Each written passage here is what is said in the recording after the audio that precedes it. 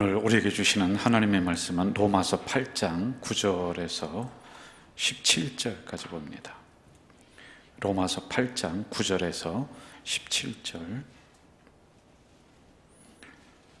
제가 가진 구약성경, 신약성경 249쪽에 있습니다. 로마서 8장 9절에서 17절. 우리 한 절씩 교독합니다. 만일 너희 속에 하나님의 영이 거하시면 너희가 육신에 있지 아니하고 영에 있나니 누구든지 그리스도의 영이 없으면 그리스도의 사람이 아니라. 또 그리스도께서 너희 안에 계시면 몸은 죄로 말미암아 죽은 것이나 영은 의로 말미암아 살아있는 것이니라. 예수를 죽은 자 가운데서 살리신 이의 영이 너희 안에 거하시면 그리스도 예수를 죽은 자 가운데서 살리신 이가 너희 안에 거하시는 그의 영으로 말미암아 너희 죽을 몸도 살리시리라. 그러므로 형제들아, 우리가 빚진 자로 돼 육신에게 져서 육신대로 살 것이 아니니라. 너희가 육신대로 살면 반드시 죽을 것이로되 영으로서 몸의 행실을 죽이면 살리니. 무릇 하나님의 영으로 인도함을 받는 사람은 곧 하나님의 아들이라. 너희는 다시 무서워하는 종의 영을 받지 아니하고 양자의 영을 받았으므로 우리가 아빠, 아버지라 하고 부르짖느니라. 성령이 친히 우리의 영과 더불어 우리가 하나님의 자녀인 것을 증언하시나니. 17절 합독합니다. 자녀이면 또한 상속자 곧 하나님의 상속자요 그리스도와 함께 한 상속자니 우리가 그와 함께 영광을 받게 하여 고난도 함께 받아야 할 것입니다. 아멘. 로마서 8장 영의 법칙 두 번째 시간을 맞이했습니다. 우리 주변에 있는 분들과 인사 한번 하고 시작합시다. 잘 오셨습니다. 잘 오셨습니다. 온풍기 좀 있는 거 꺼주시면은 제가 설교하는데 도움이 될 것 같아요. 여러분 여기를 한번 먼저 보실까요? 이사야 37장 3절. 아기를 낳으려 하나 낳을 힘이 없다. 이렇게 이제 나왔어요. 이게 이제 무슨 얘기냐면은 여러분과 저의 영적인 현실이 어디냐를 이 말씀을 통해서 우리가 이제 볼 수가 있는 거예요. 이제 그 산모가 자연분만을 할 때에는 굉장히 통증이 많고 또 힘이 든다고 그래요. 근데 힘이 없으면은 아기를 못 낳는데요. 그래서 그 다음에 수술을 하게 되고 위험에 처하기도 하고 그런 경우가 있습니다. 과연 여러분과 저의 영적인 상태가 아기를 낳으려고 하는데 낳을 힘이 없는 그런 상태인가? 어떤가? 라고 하는 것을 우리가 이제 말씀을 통해서 하나하나 진단을 해나갈 수 있도록 이렇게 하겠습니다. 하나님의 말씀을 듣고 싶은데 들을 힘이 없고 순종하고 싶은데 순종할 힘이 없을 때가 있어요. 기도하고 싶은데 기도가 잘 안 될 때가 있습니다. 이건 영적인 상태가 아기를 낳을 힘이 없는 상태란 말입니다. 찬송을 하려고 해도 찬송에 능력이 없고 찬송가도 잘 안 나오고 이럴 때가 있단 말입니다. 주일이면 모든 것을 물리치고 교회를 나와야 돼요. 예배를 드려야 돼요. 이게 최우선인데 우리의 영적인 상태가 아기를 낳을 힘이 없으면 예배 자체도 우리가 드리지도 못한 이런 상황에 이르른단 말입니다. 그래서 우리는 우리들 속에서 어떤 탄식이 나와야 되냐면은 사도 바울처럼 오호라 나는 공고한 사람이다. 나는 연약한 사람이다. 나는 메마른 사람이다. 이 고백을 우리가 해야지만이 돼요. 한번 따라해 볼까요? 오호라 나는 곤고한 사람이로다. 곤고한 사람이로다. 이게 이제 메말랐다. 그리고 영적으로 기갈이 왔다. 이게 우리의 심적인 심령의 상태를 그대로 고백할 줄 알아야지만이 되는 겁니다. 자, 그래서 바울은 은혜가 더하면 더할수록 무엇을 보느냐면 내가 아기를 낳을 힘이 없구나. 나는 연약한 존재구나. 나는 곤고한 사람이구나. 그래서 여러분 고린전서 15장 9절을 한번 보세요. 여기 나옵니다. 나는 사도 중에 지극히 작은 자다. 한번 같이 읽어봅시다. 시작. 나는 사도 중에 가장 작은 자라. 나는 하나님의 교회를 박해하였으므로 사도라 칭함 받기를 감당하지 못할지니라. 여러분 은혜가 들어가고 말씀이 들어가니까 자기의 영적인 상태를 보는 거예요. 그러면서 나는 사도 중에 큰 자가 아니다. 아주 작은 자다. 사실은 사도 바울은 이런 고백을 할 만한 사람이 아니에요. 굉장한 인물입니다. 성경도 열시권을 썼고요. 그리고 사도 바울과 베드로가 동등한 입장에 이렇게 놓여. 왜냐하면 베드로는 수제자거든요.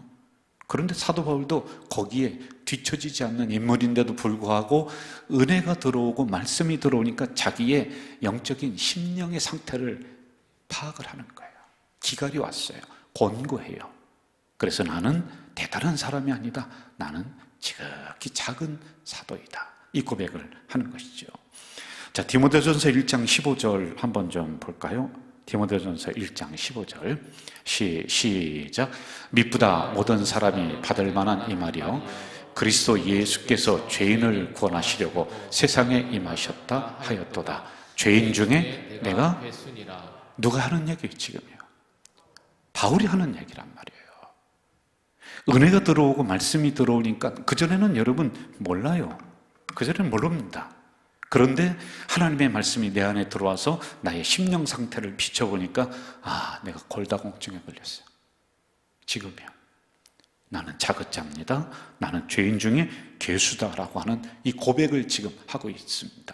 이거 왜 그러냐면은 이런 죄인의 고백, 이 속에 죄가 있는 곳에 은혜가 더한다는 이 원리가 있습니다. 이런 고백을 하잖아요. 그럼 그 나머지 자리를 은혜가 채워주는 이 원리를 알기 때문에 주님 안에서 말씀 앞에서는 교만하지 않고 자기의 심령을 그대로 드러내고 있는 그런 말입니다. 여러분의 심령은 지금 어떻습니까? 이 코로나 시대를 지나면서 여러분의 심령은 메말라 있지 않습니까? 나의 심령도 메말라 있습니다. 그러면 주님 앞에, 적어도 이 말씀 앞에, 은혜 앞에 내 안에 비춰질 때 내가 잘난 척하지 말고 나의 심령 상태를 그대로 내놓고 고백할 줄 알아야 돼요. 그럼 그 위에 하나님의 은혜가 덧붙여진다. 믿으시면 아멘. 우리의 심령 상태를 잘 봐야지만이 돼요. 우리는 성도로서 이런 고백들을 해야지, 평생 해야지만이 됩니다. 자, 잘 보세요. 타종교를 다니는 사람들, 제가 이제 불교 다니는 사람들 보니까요, 염주화를 돌리더라고요. 염주화. 그러면서 중얼중얼 하면서 염주화를 돌리는 거예요. 나무의 위탑을 도로 아미탑을 하면서 막 돌리는 거예요. 근데 이 염주화를 돌리면서 뭘 하냐 했더니 108번뇌를 끊는데 인간의 108번뇌가 있다는 거예요. 이게 돈다는 거예요. 그런데 이걸 몇 번을 돌리고 몇 천 번을 돌리고 몇만 번을 돌리면서 중얼중얼 하면 이게 이제 끊겨진다. 이런 얘기를 합니다. 보세요. 만약에 우리 안에 나의 심령이 메말라 있는데 이것을 그 무엇으로 우리가 채우지 않으면은 이러한 세상적인 번뇌가 우리들 안에 치고 들어와서요, 이걸 끊어낼 길이 없어요. 오늘 이 부분을 우리가 초점을 맞춰서 가야 되거든요. 내 안에 영적 기갈이 오면은 세상에 번뇌가 들어와서요, 이걸 아무리 염주를 돌리고 별짓을 다 해도 끊어낼 재간이 없다는 거예요. 그래서 오늘의 말씀은 너희 안에 성령의 충만함을 다시 받으라, 이겁니다. 한번 따라 봅시다. 내 안에 성령의 충만함을 받자. 다시 한번, 내 안에 성령의 충만함을 받자. 하나님의 영이 메말라 있으니까 어떻게 돼요? 근심, 걱정, 이거에 우리가 코 껴서 계속 끌려가는 존재가 돼버린단 말입니다. 이것을 떨쳐버리기도 어렵습니다. 하나님의 영이 계신 그 마음속에 다른 영이 들어올 수는 없지만은 이게 점점점 성령이 축소가 되는 거예요. 그러다 보니까 다른 것들이 자꾸 밀려 들어와서 하나님의 영은, 성령은 그냥 저 구석방에 그냥 처박혀 있는 이러한 상태. 이게 권고한 사람이고 이게 작은 사람이고 괴수요. 우리 심령이 지금 기갈이 왔다라고 하는 것. 그래서 다시 성령의 충만함을 받아서 우리 안에 일어나고 있는 이러한 모든 인간적인 번뇌가 싹 끊겨지는 성령의 기쁨이 충만한 이 시간 되길 주의 이름으로 축원합니다. 그렇게 되면은요, 신앙생활 하는데 코 끌려 다니면서 신앙생활 하는 게 아니에요. 여러분, 저 송아지를 길러보셔서 알죠? 예, 빨리 핸드폰 꺼요. 길러보셔서 알죠? 이게요, 나중에는 이게 막 자기 마음대로 뛰어놀면은 콧뚜레를 해서 코를 딱 뚫어요. 그럼 아무리 힘이 센 황소라도요, 꼬마가 끌어도 이 콧뚜레 때문에 끌려가는 거예요. 여기를 뻥 뚫어서 끌고 간단 말이에요. 그런데 신앙생활하는데 일생 동안 콧줄에 뚫려서 질질질 끌려다니는 이런 신앙생활 하면 안 된단 말입니다. 성령이 충만해야지 예배 드리면서도 막 기쁨이 오고 찬송하면서도 힘이 나는 것이고 기도하면서도 주여 주여 하는 것이고 막 그냥 그런 영적인 능력이 나오는데 이게 점점점 없어져 버리는 거예요. 그러니 세상적인 108 번뇌가 그냥 여러분들 꽉 붙잡고 끌고 가고 있는 이런 상태가 아니냐라고 하는 겁니다. 자, 그럼 하나님의 영이란 무엇입니까? 여기를 보실까요? 하나님의 영이란, 하나님의 영은 뭐를 의미한다? 성령님을 의미한다. 보이시나요? 잘 안 보이죠? 자, 따라해보세요. 하나님의 영이란 뭐를 의미한다? 성령님을 의미하는 거예요. 성령님. 그 성령이 내 안에 있어야지 생명력이 있는 거예요. 두나미스, 능력이 나타나는 거란 말이에요. 여러분, 인간은 창세기에 보면은 흙과 생기로 되어 있습니다. 그런데 하나님의 영이 떠나버리면은 흙만 있는 존재가 돼. 생기가 없는 거예요. 생기가 들어가야지만이 이 흙이 움직이는 원리란 말이에요. 그래서 지금 사도 바울은 오늘 본문에서 너희를 사로잡고 있는 것이 육이냐 영이냐 이걸 질문하고 있는 거예요. 여러분, 육은 육체 곱하기 육체는 육체뿐이 안 나와요. 그러나 육체 곱하기 영은 영이 나오는 거야. 그런데 여러분, 지금 여러분들 안에 우리가 예수 믿으면서 처음에 성령을 받았습니다. 여러분, 누구든지 다 구원받은 자는 성령이 있습니다. 그런데 이게 쪼그라들었어. 메말라 버렸어. 이걸 다시 일으켜 세워야지만이 되는 거란 말이에요. 자, 9절로 한번 좀 가봅시다. 9절 같이 한번 읽어볼까요? 시작. 너희 속에 하나님의 영이 거하시면 너희가 육신에 있지 아니하고 영에 있나니 누구든지 그리스도의 영이 없으면 그리스도의 사람이 아니라. 믿으시면 아멘. 그리스도의 영이 있어야지 그리스도인이라는 거예요. 홀뿐인, 껍데기뿐인 그리스도인이야. 교회만 그냥 왔다 갔다 하는, 그냥 그 속에 아무 능력도 없고 살아가면서 맨날 그냥 세상에만 끌려다니고 365일 시험 속에 있는, 아니 어떻게 시험도 왔다가 빨리 떠나버려야지. 아니 무슨 시험과 환난과 근심이 밥 먹듯이 맨날 그걸 먹고 있네. 어떻게 그렇게 살아갑니까? 안 되는 거예요. 왜? 그리스도의 영이 내 안에 없으면은 그리스도의 인이 아니야. 그리스도의 사람이 아니에요. 이게 점점점 줄어들어서 이제 어디 갔나 내 안에 찾아볼 수가 없어. 그러니 여러분, 우리가 그리스도인이라고 하지만은 껍데기뿐인 그냥 그리스도인이 돼버리는 것 아닙니까? 그래서 사도 바울은 결론적으로 그리스도의 영이 없으면, 성령이 없으면은 그리스도인이 아니다. 오늘 다시 이걸 풀이한다면 성령의 충만함이 없고 성령이 나를 주도해 나가지 않으면은 여러분, 그리스도인이 아니다. 세상으로 끌려가는 존재뿐이 안 된다. 이 영적인 원리와 영적인 법칙을 이야기해주고 있단 말입니다. 그러면 하나님의 영, 성령이 내 안에 어떻게 충만하게 자리를 잡아야지 될까? 제가 이따 마지막에 4가지로다가 축약을 해서 정리를 이렇게 했습니다. 자, 성경을 하나 더 찾아볼까요? 오늘 수요 기도에는 성경으로다가 우리가 공부하면서 이렇게 하는 시간들 아니에요?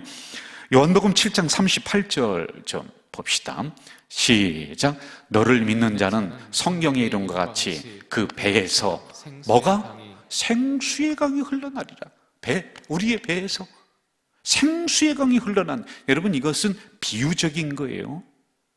우리의 심령 상태에서 생수의 강, 성령을 물로 표현합니다. 이게 막 흘러넘치는 거예요. 그러니까 목마른 나도 죽이고 또 목마른 너에게도 영향을 주는 거란 말이에요. 이게 성령이 충만하다는 거예요. 그런데 여러분, 지금 겨우 내 목도, 아니 여러분 목도 못 죽이는 이런 상태, 심령의 상태가, 여러분이 내 안에서 생수의 강이 흘러나서 나를 살리고 너를 살리고 교회를 살리고 가정을 살리고 민족을 살리고 자녀를 살리는 여러분 되시길 주 이름으로 축원합니다. 그래서 성령이 충만하면 영향력이 있는 거예요. 한번 따라해보세요. 성령이 충만하면 뭐가 있다? 영향력이 있는 거예요. 영향력. 변화시키는 거예요. 근데 변화는커녕 내가 오히려 세상에 엄습당하고 세상 것이 나를 변화시키네. 그렇게 하면 안 돼요. 이거는 하나님의 영이 어느 사이엔가 내 안에서 충만이 아니라 점점 없어져 간다는 증거입니다. 여러분, 저는 이 시간에 다시 이 성경을 통해서, 이 말씀 공부를 통해서 여러분들 심령 안에 생수의 강이, 여러분들 마음 안에 생수의 강이 넘쳐나길 주 이름으로 축원합니다. 그래서 민족을 살리고, 아멘 하세요. 아멘. 교회를 살리고, 가정을 살리고, 자녀를 살리고, 이웃을 살리는 여러분 되시길 주 이름으로 축원합니다. 아멘. 이게 돼야 되는 거예요. 자, 이제 또 성경으로 또 한번 가봐요. 10절 봅시다. 10절. 또 그리스도께서 너희 안에 계시면 몸의 죄로 말미암아 죽은 것이나 영은 의로 말미암아 살아있는 것이다. 죄는 죽어. 그리스도의 영이 우리 안에 들어오면은 죄는 죽는다는 거예요. 2000년 전에 그 예수님은 우리들 안에 성령을 주시기 위해서 이제 십자가에 돌아가시고 승천하시고 가셔서 그 대신 우리들 곁에 있는 우리를 도와주시는 하나님의 영이 이 시간에 우리에게 임해야지 되는데, 우리가 그것을 가지고 있어야 되는데, 이게 지금 그리스도의 영이 없다는 거예요. 여러분, 이 영을 내려주신 사건이 사도행전에 무슨 사건이죠? 오순절 사건입니다. 오순절 사건이에요. 오순절 사건을 경험하면서 제자들은 완전히 180도로 달라졌잖아요. 도망갔던 제자들이, 십자가에서 도망갔던 제자들이 이제는 순교하는 그 현장 앞으로 뚜벅뚜벅 걸어가는. 왜요? 하나님의 영이 없을 때, 주님의 영이 없을 때는 이들은요, 진정한 그리스도인이 아니었어. 다 도망갔습니다. 그렇지 않습니까? 그런데 오순절 사건을 기점으로 해서 이들은 어디든지 나가는 거예요. 무엇이든지 하는 거예요. 목숨도 내놓는 겁니다. 두려움이 없어지는 겁니다. 뭐 때문에? 오순절 사건에 하나님의 영, 성령, 주님의 영이 이들 안에 꽉 차 있을 때 나타나는 현상들이란 말입니다. 우리 안에 주의 법이 사라집니다. 주의 법에 끌려가지 않습니다. 대신에 주의 영이 임하면은, 주님의 영이 우리들 안에 꽉 차 있으면은 생명이 활발하게 움직이기를 시작을 합니다. 세상 것들, 육신의 것들을 좋아하던 사람들이 예수님을 영접하고 나면 주님의 영의 인도함을 받아서 영적인 것을 더 좋아하고 그쪽으로 따라가는 원리와 똑같은 거예요. 여러분은 지금 무엇을 더 좋아하고 있나요? 이걸 한번 좀 우리가 보세요. 죄를 짓는데 가슴이 두근거린다. 하나님의 영이, 성령이 있는 거예요. 그런데 죄를 밥 먹듯이 한다. 그리스도인이면서 주님의 영이 지금 사라져버린 이런 상태란 말입니다.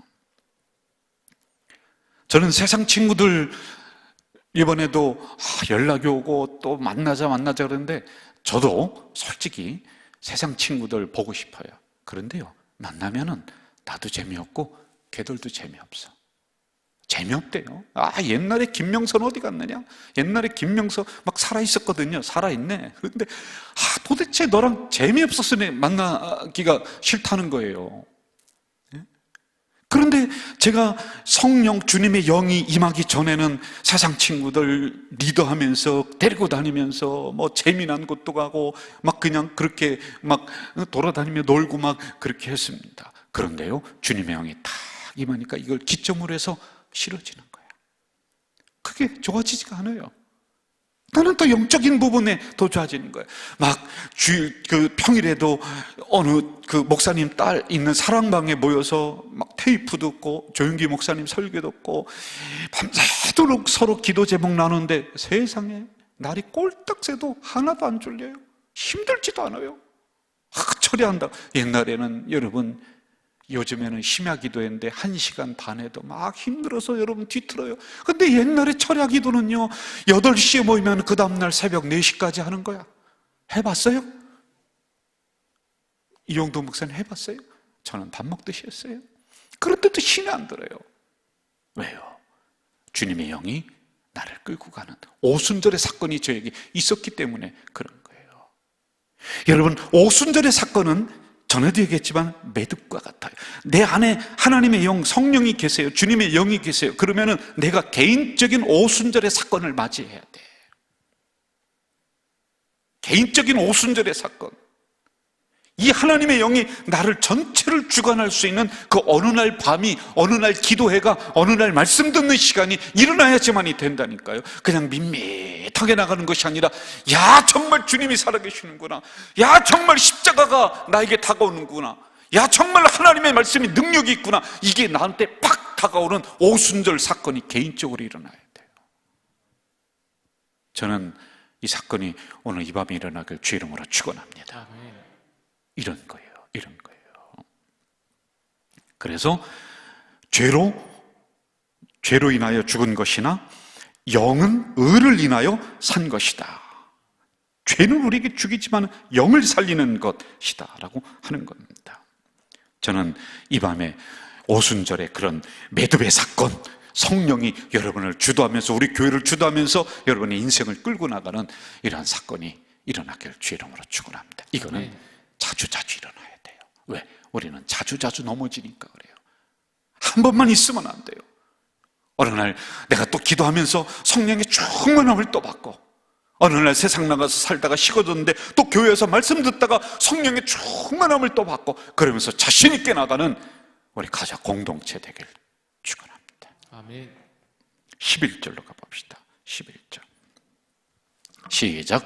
예수를 죽은 자 가운데서 살리신 이의 영이 너희 안에 거하시면 그리스도 예수를 죽은 자 가운데서 살리신 이가 너희 안에 거하시는 그의 영으로 말미암아 너희 죽을 몸도 살리시리라. 할렐루야. 여러분, 우리는 죄로 말미암아 죽을 인생이었습니다. 그런데 그리스도의 영이 우리에게 들어옴으로 우리의 인격이 변화되고 성격이 변화되고 삶이 변화되고 부정에서 긍정으로 가고, 이 역사가 일어나고 있는 거란 말입니다. 우리 안에 주님의 영이 있느냐 없느냐. 이 영이 우리 안에 있으면은 죽을 여러분의 심령도 살려내고, 죽을 여러분의 가정도 살려내고, 죽을 여러분의 기업도 살려내고, 건강도 살려내고. 성령론 하는데도 조는 사람이 있으면 안 돼요. 약한 우리로 강하게 하시는 주의 영, 우리를 살리는 거예요. 우리를 살립니다. 저는 다시 우리 가자교회가 예배가 살아나길 주 이름으로 축원합니다. 제가 아무리 앞에서 쇼를 한다 할지라도 주의 영이 역사하지 않으면 인간은 한계가 있습니다. 아무리 좋은 프로그램 한다 할지라도 한계가 있습니다. 주의 영이 우리 예배 안에 들어오셔서 예배를 다시 살리시고 여러분의 기도를 살리시는, 그래, 죽을 몸도 살리신다. 주의 영이 거하시면. 12절로 가보세요. 12절 같이 한번 할까요? 시작. 그러므로 형제들아 우리가 빚진 자로 돼 육신에 져서 육신대로 살 것이 아니니라. 여러분, 빚졌습니다. 빚졌습니다. 왜? 주님의 십자가에 빚졌습니다. 그리하시면서 돕는 영을 주셨습니다. 그런데 여러분 지금 어떻게 살고 있느냐라고 하는 것입니까? 12절 다시 한번 보세요. 12절 육신대로 살 것이 아니니라. 왜? 빚진 사람 빚 갚아야죠. 주님의 십자가의 빚 갚으며 살아가야죠. 그런데 지금 육신대로, 아니 그걸 끊어도 지금 시원찮은 판인데, 영적인 훈련을 하면서 이쪽으로 나가도 시원찮은 판인데, 여러분 우리는 가만히 있으면 자연적으로 육신에 끌리게 되어 있는 본성이 있어요. 이걸 죄의 본성이라고 하는 거예요. 끌려갑니다. 우리는요, 인간은 그렇게 태어났습니다. 그러므로 육신의 것은 끊고 영의 것을 다시 살리는, 육신에 거하지 않는 우리 성도들 되시기를, 영적인 훈련을 열심히 하는 우리 성도들 되시기를 주 이름으로 축원합니다. 13절 가보세요. 너희가 육신대로 살면 어떻게 한다? 반드시 죽는다. 영으로 살면, 몸의 행실을 죽이면 산다. 여러분, 이처럼 명료하고 이처럼 단순하고 한 이 법칙이 어디 있습니까? 주의 영을 주셨는데도 불구하고 우리는 육신대로 살려고 가만히 있으면 글쎄 육신대로 끌려간다니까요. 그러나 영적인 부분은 노력을 해야 돼요. 가만히 있으면 우리는 육신대로 가면 죽는 거예요. 그러나 영은 우리의 몸을 살린다라고 하는 것입니다. 여러분, 생각나는 대로 사는 것은 짐승이에요. 몸 가는 대로 사는 것도 짐승이에요. 하고 싶은 것 다 하면서 언제 영적인 부분에 우리가 치중하고 그렇게 갈 수가 있습니까? 세상적인 것 올라오고 육신적인 것 올라온다 할지라도 그것에 끌려가지 않도록 나의 영을 올바로 세우는, 올바로 훈련하는 우리 가족 공동체 돼야만 돼요. 남 동네 가서 배우려고 하지 말고 우리 동네, 우리 교회에서 말씀 배우고 다시 일으켜 세워야 돼요. 기도로, 말씀으로, 성경 공부로, 새벽 기도로 자꾸만 우리의 육신적인 것들은 끊어내고 영은 몸으로서 우리를 살린다 했으니, 여러분, 이런 부분으로 치중하면서 우리가 우리의 영과 육이 더불어 살아나는 여러분들의 가정이 살고, 여러분들의 자녀가 살고, 아멘도 안 하네, 여러분들의 기업이 살고, 여러분들의 직장이 살길 주 이름으로 축원합니다. 그렇게 가야 돼요. 한번 가슴에 손 얹고 이제부터 나는 영적인 훈련을 하겠습니다. 어디 무슨 깊은 기도원 들어가서 무슨 특수훈련 하라는 게 아닙니다. 여기서 다시 예배 집중하고 새벽 기도 나오고 또 아만이라고 하는 이 성경 공부 있으면 그거 집중하면서, 그러면서 자꾸 내 영을 살렸을 때 몸으로서 우리를 살리는 거야. 자, 14절 아주 중요합니다. 14절 시작. 무릇 하나님의 영으로 인도함을 받는 사람은 곧 하나님의 아들이라. 할렐루야. 하나님의 영으로 인도함을 받는 여러분은 하나님의 딸입니다. 그런데 여러분 속에는 지금 하나님의 영, 주님의 영이 나를 주도하느냐, 세상적인 것이 나를 주도하느냐, 이 싸움에 있습니다. 로마서 7장에서 사도 바울도 오라 나는 곤고하다. 왜? 사망의 법이 나를 끌고 가고 영의 법이 나를 끌고 가고, 어느 때는 이쪽으로 갔다가 어느 때는 저쪽으로 갔다가 흔들리는 본인을 보면서 오라 나는 공고한 사람이다. 그리하면 어떻게 가는지 아세요? 8장으로 넘으면서는 성령이여 나의 연약함을 도와주소서, 이렇게 나옵니다. 자, 여러분, 하나님의 영으로 인도함을 받는 여러분은 하나님의 자녀인 줄 믿습니다. 나는 하나님의 자녀야. 그런데 전제 조건이 뭐냐면 하나님의 영으로 인도함을 받는데, 이게 무슨 소리일까? 하나님의 영이 아침에 일어나면은 야야 명서야 오늘은 어디로 가라, 동쪽으로 가서, 여러분 샤머니즘에 이거는요, 하나님의 영으로 인도함을 받는다는 것은 한 가지로 우리가 요약하면은 내가 말씀대로 지금 살아가고 있느냐 아니냐, 이걸 기준을 이걸로 잡아야 되는 거예요. 여러분, 여러분은 과연 여러분이 인생을 끌고 나가는 하나님의 말씀이 내 등대와 같이 내 인생길을 비추고 있느냐, 다른 것으로 평가하면 안 됩니다. 그런 사람은 하나님의 자녀다. 따라해봅시다. 나는 하나님의 자녀입니다. 그런 여러분 하나님의 영이 있습니까? 그러면은 영이 있다는 증거로 하나님의 말씀대로 내가 오늘도 살려고 몸부림치셨습니까? 까맣게 잊어버리다가 오늘 그래도 나오신 여러분은 참 감사해요. 점점 더 많이 나오기를 저는 간절히 바라는 거예요. 여기서 우리가 또 하나 중요하게 볼 것은 자기 인식의 문제예요. 뭐냐면은 여러분, 항상 우리는 하나님의 자녀다라고 하는 이런 자기 인식을 스스로에게 줘야지만이 돼요. 여러분, 하찮은 존재가 아니에요. 따라해보세요. 나는 하찮은 존재가 아니다. 세상 사람들이 무시하지 못할 하나님의 영이 내 안에 있는 하나님의 자녀라니까요. 그런데 왜 나를 함부로 취급하고 나를 막 그냥 취급하고 그렇게 나를 비하하고 그럴 이유가 하나도 여러분 없습니다. 십자가 앞에 서면은 나같이 못난 죄인이 어디 있습니까? 나는 곤고한 사람입니다. 나는 죄인 중에 괴수입니다. 나는 사도 중에도 지극히 작은 자입니다라는 고백이 나와야 되지만, 세상을 향해서는 자기 인식, 야 나는 하나님의 아들이야, 하나님의 딸이야 라고 하는 자기의 분명한 정체성을 가지고 세상을 향해 담대하게 나가야죠. 세상 사람들에게 꿀릴 필요 없습니다. 할렐루야. 아멘. 따라해보세요. 세상 사람들에게 꿀릴 필요 없다. 제가 여러분 발음이 시원찮습니까? 또박또박하죠? 죄송해요. 이빨이 빠져서 발음이 새버려서 아주 죽겠습니다. 응? 하나님의 영에 의해서 인도함을 받는데 내가 그것을 인정하지 않아. 인정하라는 거예요. 그래, 나는 하나님의 사람이야. 나는 하나님의 영의 사람이야. 나는 말씀의 사람이야. 나는 구원받은 사람이야. 나는 하나님의 자녀라고 본인이 인정하는데 누가 인정해 줍니까? 세상에. 내가 먼저 자기의 정체성, 나의 정체성을 분명히 가져야 돼요.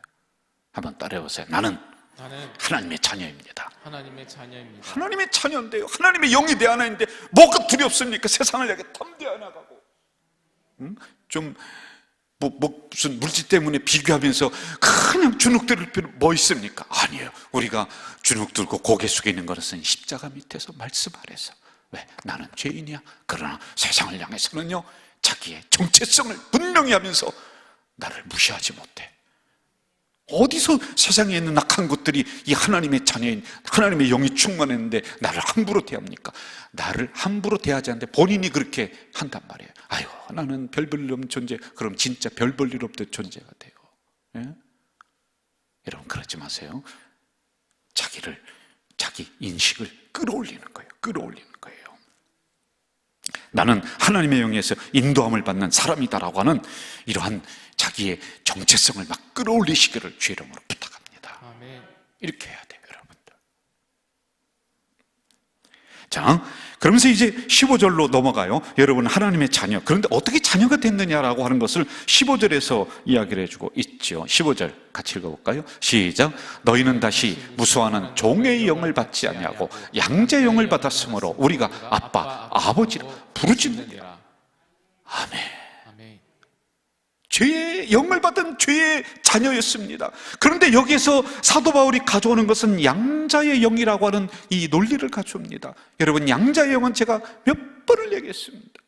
양자의 영이라고 하는 것은 하나님의 전권적인 은혜로 우리를 선택했다는 거예요. 너는 내 아들이다라고 내 의사를 물어보지도 않았습니다. 양자로 입양을 할 때 어린 애기에게 가서 너 가부간의 선택을 해라. 그러면서 하나하나 물어보고 따져보고 합니까? 아니에요. 이렇게 봐서 아이고, 저놈의 새끼가 내 새끼인 것 같다라고 하는 그런 감이 있으면 데려오는 거예요. 선택하는 거란 말입니다. 이 의미는 뭡니까? 우리가 자녀가 될 만한 자격이 있어서 자녀가 된 게 아니라, 구원받을 만한 자격이 있어서 구원받은 게 아니라 하나님의 전적이요 하나님의 전권적인 은혜로 우리가 구원받은 양자의 영을 받았다는 것입니다. 그래서 하나님의 자녀라고 하는 것이에요. 이 자신감을 가지고 살아가라는 것입니다. 할렐루야. 아멘. 이사야 43장 1절 한번 볼까요? 시작. 야곱아, 너를 창조하신 여호와께서 지금 말씀하시느니라. 이스라엘아, 너를 지으신 이가 말씀하시느니라. 너는 두려워하지 말라. 내가 너를 구속하였고 내가 너를 지명하여 불렀나니 너는 내 것이라. 아멘. 너는 내 것이래. 너는 내 것이라는 거예요. 여러분은 시장에서 막 돌아다니는 감자가 아니에요. 시장에서 막 돌아다니는 사과가 아니에요. 그건 돈 주고서 골라 하면서 사는 거지만은, 하나님은 그렇게 우리를 골라서 돈 몇 푼 주고 산 게 아니에요. 자기 아들을 목숨값을 대신해서 우리를 전권적인 은혜로 너는 내 것이야 라고 우리를 전적으로 택하셨다. 이게 바로 양자의 영을 받은 우리야. 그러니 여러분, 세상을 향해 우리가 당당하지 않을 이유가 어디 있습니까? 어깨를 피시기를 주님으로 부탁합니다. 어깨를 피세요.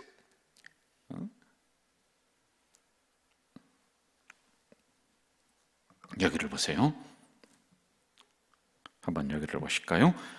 하나님의 전권적이요 적극적이며 일방적인 행사. 자, 한번 같이 해볼까요? 전권적이요 적극적이요 일반적인 행사. 일방적인 행사라는 게 일방적인. 이게 양자로 삼은 원리입니다. 그렇게 우리는 구원받은 존재의 반열에 들어서 있다는 것입니다. 나의 행실에 의해서가 절대 아닙니다. 단지 하나님이 우리에게 은혜를 베풀어서 자격 없는 우리를 자녀로 삼아주시고 주님의 영을 부어주시고 그렇게 살아가도록 하는데, 우리는 맨날 자기가 자기를 못났다는 거야. 나 같은 바보가 어딨냐, 나 같은 병신이 어딨냐. 아니, 주님 십자가 밑에 나와서는 자기 존재를 보며 그렇게 한탄할 수 있습니다. 그런데 세상을 향해서는 여러분, 자기 비하를 하지 마세요. 절대로 하지 마세요. 야, 나는 하나님의 소중한 구원받은 존재다. 할렐루야. 그래야지 다른 사람도 그렇게 봐줍니다. 예? 나같이 못난 인물이 여러분 그러지 마세요. 나같이 잘난 사람이 어딨냐. 그래야지 다른 사람도 진짜 잘났구나 이렇게 봐주는 거예요. 스스로를, 자기를 비하하고 그렇게 평가하지 말아요. 자, 따라하세요. 이제는 나는 종의 자녀가 아니라 하나님의 자녀이다. 하나님의 자녀이다. 할렐루야. 아멘. 하나님의 자녀예요. 그래서 자신 있게 세상의 문제 앞에서도 꿀리지 말고 쫄지 말고 물러나지 말고 당당하게, 코로나 앞에서도 불안이 엄습해오지만은 일부러 코로나 걸린 사람 만지면서 부벼대고 서로 할 건 아니지 않습니까? 그게 믿음은 아니에요. 조심해야 돼요. 그러나 여러분, 담대하게. 아멘. 아멘. 자, 16절로 한번 가봅시다. 16절. 성령이 친히, 시작, 성령이 친히 우리 영과 더불어 우리가 하나님의 자녀인 것을 증언하라. 자, 이게 왜 나왔냐면, 제가 이렇게 설교해도요, 여러분들 밖에 나가면 또 아이고, 나 같은 못난 인생이 어디 이렇게 돼버려. 아이고, 내가 구원 받은지 못 받은지 밖에 나가면 싹 까먹어버려. 교회 들어와서 내가 막 이렇게 여러분 외치십시오, 같이 합시다 그러니까 그렇구나. 그런데 이런 우리들에게 어떻게 하냐, 성령이 친히 우리 영으로 더불어 우리가 하나님의 자녀인 것을 증거해주고 힘을 주신다는 거예요. 우리는 부인하며 살아가는 존재, 세상에 나갔어요. 예? 히브리 전설에 의하면은 어느 날 아들이 있다가 아버지에게 대드는 거예요. 당신이 우리 아버지냐고. 그 아버지가 있다가 기가 막히거든요. 뭐 이런 놈이 다 있나? 아이, 세상에 내가 저를 어떻게 키웠는데 이놈이 아버지한테 이제 막 대들면서 근본적인 걸 부인하네. 당신이 내 아버지인 것을 증명해 보라네. 이런 그런 자녀 있으면은 참 복장 터질 거예요. 그냥 둡니까 그거? 그런데 이렇게 하네. 내가 너 아버지야. 내가 너 먹여줬잖아. 그러니까 이 자녀가 있다가, 이 아들이 있다가 뭐라고 하냐면, 아니 먹여만 주면 다 아버지입니까? 이런 빌어먹을 놈이 다 있나? 아니 너 학교 보내줬잖아. 그럼 학교만 보내주면 다 우리 아버지입니까? 아버지인 것을 증명해 보세요. 세상에.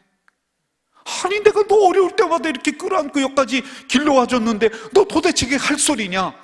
그래 하면서 어디로 끌고 가느냐면은 이스라엘 백성들이 애굽에서 나와서 광야에서 그런 행동했다는 거예요. 애굽에서 끌어내줬어요. 광야에서 돌봐주셨어요. 구름 기둥 불 기둥으로 그렇게 열심히 해줬는데 나중에 가면서 뭐라고 하느냐면은 하나님 대신 금송아지를 딱 올려놓으면서 하나님이 이제 우리 아버지가 아니래. 이런 배은망덕한 놈이 있나? 이랬을 때 그럼 어떻게 증명하느냐? 증명하는 방법이 있다는 거예요.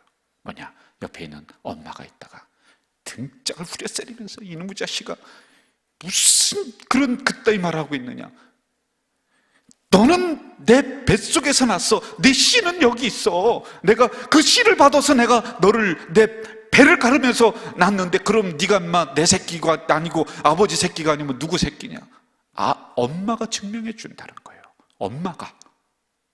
초대교회 때, 초대교회를 또 지금까지 성령을 뭐라고 표현하냐면 어머니의 영으로 비유하고 있는 거예요. 여러분 세상에 나가서 은혜 부정합니다. 또 여기서는 하나님의 자녀이고 구원받았습니다. 그런데 발걸음 나가면서 저 밖에 나가고 가정에 나가면은 하나님이라고는 존재를 잊어버려. 하나님이 내 아버지입니까? 언제 은혜 주셨습니까? 언제 우리를 이끌어 주셨습니까? 라고 할 때 성령이 그냥 우리의 등짝을 때리면서 이놈아 무슨 얘기하는 거야?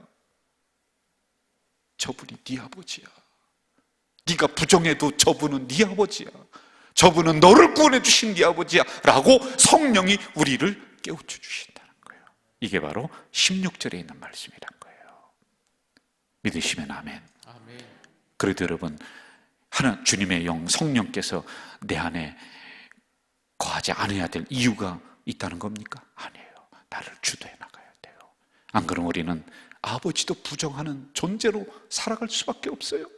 그럴 때 성령이 깨우쳐 주는 거예요. 야, 너 그렇게 하지 마. 저분이 너 아버지고 저분이 예수 그리스도를 이 땅에 보내셔서 너를 위해 피 흘려 죽게 하시고 자꾸만 우리를 흔들어서 깨워주신다라고 하는 겁니다.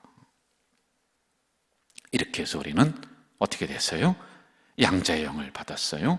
그리고 그 성령은 우리로 하여금 하나님의 자녀인 것을 자꾸 증거해줘요. 깨우쳐줘요. 너 딴소리 하지, 헛소리 하지 마. 그렇게 해주고 있습니다. 우리를 도와줍니다. 자, 그러면은 이제 양자의 영을 받은 우리가 어떻게 살아가야 되는가 몇 가지 얘기하고, 그러면은 이렇게 하나님의 자녀, 양자의 영을 받은 하나님의 자녀가 됐어요. 우리는 세상의 영에 의해서 끌려가다가 양자의 영, 성령으로 인해서 우리는 주도적인 하나님의 자녀가 됐습니다. 그런데 이게 서서히 없어져서 이걸 어떻게 충만하게 만드는가, 이렇게 하고 오늘 마치려고 합니다. 자, 여기를 보실까요? 양자의 영을 받은 사람들이 해야 될 부분들. 양자가 된 즉시 그가 가졌던 옛 가정의 권리를 포기해야 한다. 한번 따라해봐요. 옛 가정의 원리를. 옛 가정의 원리를. 죄송합니다. 자꾸 발음에서 향 나오네요. 옛 가정의 권리를. 옛 가정의 권리를 어떻게 한다? 포기해야 한다. 포기해야 한다. 그리고 새 가정, 새 질서에 내가 따라야 되는 거예요. 여러분 잘 안 보이죠? 이렇게 제가 좀 더 크게 해드릴게요.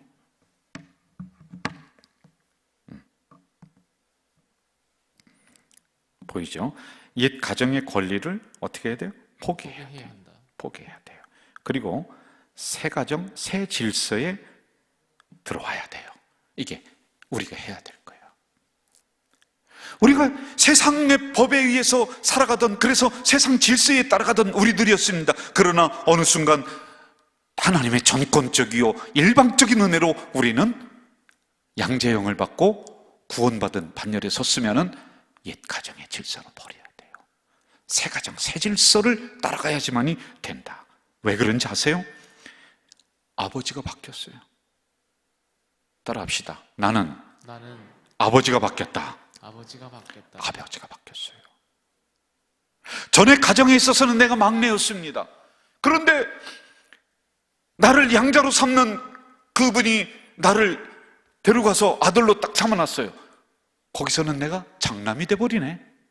왜 그런지 아세요? 아버지가 바뀌었기 때문에 그래요. 여러분, 아버지가 바뀌었습니다. 세상 악한 마귀 사단이 여러분의 아버지가 아니라 만군의 여호와가 여러분의 아버지인 줄 믿습니다. 그러면은 빨리 막내라고 하는 권리를 내려놓고 장자의 권리를 우리가 차지하고 그 가정의 질서에 우리가 따라야지만이 된다는 것입니다. 두 번째, 여기를 보세요. 누구의 신분에 따라? 아버지의 신분에 따라 나도 변하게 된다. 나를 양자 삼으신 그 아버지가 사장이야. 그러면 나는 누구 아들이야? 사장 아들이네. 나를 양자로 삼으신 그 아버지가 방앗간 집을 해. 그럼 나는 누구 아들이야? 이제 방앗간 집 아들이야. 이해가 돼요? 예? 그 아버지의 신분에 의해서 나의 신분이 바뀌는 거예요. 아버지가 양반이면 나는 양반, 아버지가 거지면 나는 거지 아들. 그 위치에 따라서 내가 바뀌어지는 거예요. 과거를 묻지 마세요. 과거를 물을 필요가 없습니다. 우리는 만군의 여호와에서 우리의 전에 위치가 어땠든 막내였든 거지였든 무엇이었든 간에 우리의 위치가 아버지의 신분에 따라서 바뀌어버렸어요. 우리는 왕의 자녀야. 아멘. 할렐루야. 아멘. 따라하세요. 옆 사람에게 한번 해보세요. 과거를 묻지 마세요. 물을 필요가 없어요. 지금이 중요한 거예요. 지금 우리는 하나님의 왕의 자녀예요. 왕의 신분이야. 아멘. 왜? 아버지의 신분이 그렇기 때문에 내가 옛날에 진흙탕 속에 굴러먹었던 어떻게든 간에 하나님이 거기에서 나를 씻으셔서 건져주셔서 내 아들 삼아주셔서 내 자녀 삼아주셨으면 이제는 아버지에 의해서 나의 신분도 바뀌는 거예요. 왕의 자녀. 과거를 더 이상 여러분 연연하지 말고 묻지도 말고 따지지도 말고 지금이 중요합니다. 지금 바르게 깨닫길 주의 이름으로 축원합니다. 자, 양자된 우리는 새롭게 할 의무가 있다. 그게 뭐냐면은 16절에서 한번 16절 봅시다. 16절 시작. 성령이 친히 우리의 영과 더불어 우리가 하나님의 자녀인 것을 증언하시나니. 17절 한번 봅시다. 17절 자녀이면 또한 제가 읽을게요. 상속자 곧 하나님의 상속자. 여러분은 그리스도 함께한 상속자야. 우리가 그와 함께해서 영광을 받아 그리고 고난도 받을 줄 알아야 돼. 무슨 얘기냐면은요, 그 집 형편에 맞는 대로 살아가야 돼. 이해가 돼요? 아버지가 바뀌었어요. 그럼 그 집 형편이 좀 어려워. 그러면 어려운 처지에 맞게끔 내가 살아가야 돼. 잘 살아. 그럼 나도 잘 사는 거야. 고난받아 어느 때는. 그럼 나만 고난 안 받고. 왜? 그 집 자녀인데 그 집 형편에 맞게 살아가야 돼. 영광받아. 그러면 나도 영광받는 거예요. 그리스도인으로서 고난받을 자리에도 가 있을 때가 있다는 거예요. 하나님의 자녀이면서도 항상 영광만이 따라다니지 않아요. 주님이 고난받으면 나도 고난받아. 이해가 되세요? 요즘 같은 시대에 교회가 핍박받으면 나도 내 몸이 아파. 예? 한번 저를 따라해보세요. 병든 어머니도 내 어머니다. 무슨 얘기인지 아세요? 병든 교회도 내 교회야. 한국 교회를 보면서요. 우리가 뒷짐짓고 멀리 떨어져서 교회가 적거리, 우리가 그렇게만 할 겁니까? 우리도 같이 고난받는 거예요. 병든 교회도 내 교회야. 똑같은 상황이 나에게 펼쳐졌습니다. 그런데 아버지의 부끄러움이 나의 부끄러움, 아버지의 영광이 나의 영광, 이렇게 이제 우리가 바뀌어나가는 거예요, 여러분. 자, 그러면서 이제 우리가 어떻게 하면 성령 충만을 그럼 받는가? 이거 참 받고 싶어요. 우리 성령의 주님의 영의 인도함을 받고 그 주님의 영이 꽉 차서 정말 그렇게 살아가고 싶어요. 4가지로 말씀드리고 마무리할게요. 간단하게 했습니다. 첫째, 따라와 봅시다. 회개할 때. 사도행전 2장 38절 베드로가 이르되 너희가 회개하여 각각 예수 그리스도의 이름으로 세례를 받고 제사함을 받으라. 그리하면 성령의 선물을 받으리니. 아멘. 아직도 막혀있는 부분이 있습니까? 그러면은 상통하지가 않아. 주님의 영이 충만하게 임하지를 못해요. 막혀있는 이 부분, 쓰레기를 걷어내시기를 바랍니다. 그리고 2번째, 여기를 보세요. 말씀을 듣고 깨달을 때. 여기를 보세요. 여기 비춰주세요. 자, 시작. 말씀을 듣고 깨달을 때. 사도행전 10장 44절 보세요. 시작. 베드로가 이 말을 할 때 성령이 말씀 듣는 모든 사람에게 내려오셨다. 여러분, 말씀 들을 때 정신 차려야 돼요. 우리가 경험하잖아요. 늘 말씀 듣는 게 아니구나. 늘 현장 예배 당연한 줄 알았는데 그게 아니구나. 이런 상황이 앞으로도 또 오지 말란 법이 어디 있습니까? 여러분, 말씀 들을 때 정신 바짝 차려서 들어야지 내 안에 점점 사라져가던 성령이 충만하게 돼요. 다른 것으로 되지가 않습니다. 할렐루야. 고넬료가, 베드로가 말씀을 가지고 들어옵니다. 고넬료가 대단한 인물입니다. 그 지역에 아주 유명한 덕망 있는 사람입니다. 그런데 베드로가 말씀을 들고 들어올 때 그 앞에 온 식구와 종들이 다 무릎을 꿇고 엎드려서 종에게 말씀하옵소서. 종들이 받겠습니다. 이 말씀을 받겠습니다. 성령이 마시는 거예요. 여러분들 다시 주일 1, 2, 3, 4 예배 나와서 말씀 잘 받아야 돼요. 수요 기도에 다시 깨워내야 돼요. 새벽 기도에 깨워내야 돼요. 말씀 내가 받지 않으면 내 안에 주님의 영은 사라질 수밖에 없습니다. 그러면 인간적인 영 108번뇌만 남아서 여러분들 세상에 끌려다니는. 자, 그 다음에 3번째, 여기를 보세요. 따라합시다. 순종할 때. 다시 한번 순종할 때. 사도행전 5장 32절 시작. 우리는 이 일의 증인이요 하나님이 자기에게 순종하는 사람들에게 주신 성령도 그러하더라. 아멘. 아멘. 순종하셔야 돼요. 제 말에 순종하라는 게 아니에요. 하나님 말씀 앞에 순종하는 우리 가자 공동체 되길 주 이름으로 축원합니다. 아멘. 그 다음에 마지막 따라합시다. 함께 모여 기도할 때, 함께 모여 기도할 때, 다시 한번 시작. 함께 모여 기도할 때, 뿔뿔이 흩어져서 기도하는 것보다도 함께 모여 기도할 때. 사도행전 2장 1절에 4절. 오순절 날이 이미 이름에 그들이 다 같이 한 곳에 모였더니 호련히 하늘로부터 급하고 강한 바람 소리가 있어 그들이 앉은 온 집에 가득하매 마치 불의 혀처럼 갈라지는 것들이 그들에게 보여 각 사람 위에 하나씩 임하여 있더니 4절 시작. 그들이 다 성령의 충만함을 받고 할렐루야. 아멘. 모여서 함께 기도할 때 이 역사가 일어나요. 저는 우리 가족 공동체가 이번 시간을 지나면서 점점 소멸되었던 우리 주님의 영이 있었다면 다시 충만하게 되는 이 시간 되길 주 이름으로 축원합니다.